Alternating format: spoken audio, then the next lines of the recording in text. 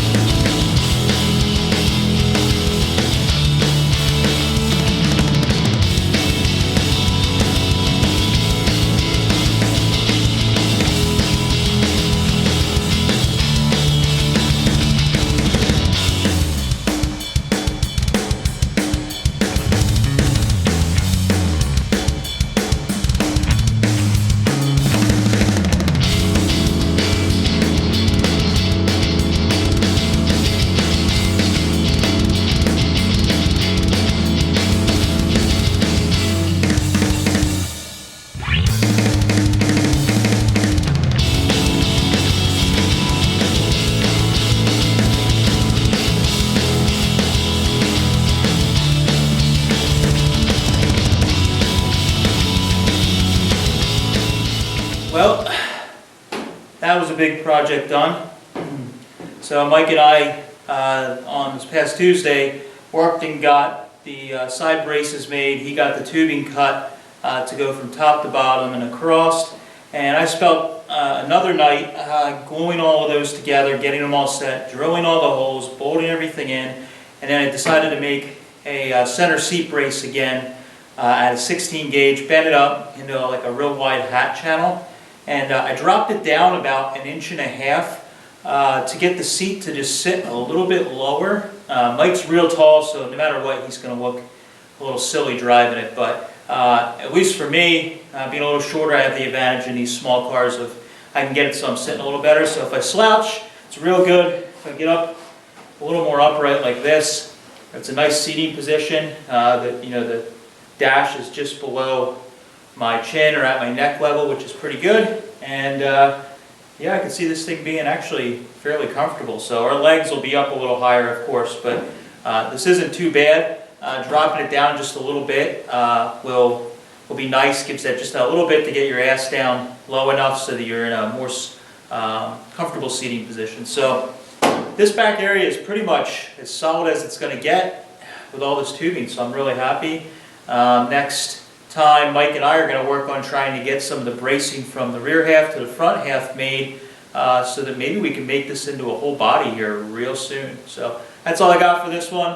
Thanks guys for watching. As always, we do a video every week, either on this or the Sweetheart Roadster right now, or whatever we're working on in the shop. Tuesdays we usually put something out on the free tee, and Fridays when I get something done on Sweetheart Roadster, we put that out. So thanks guys for watching. See you later.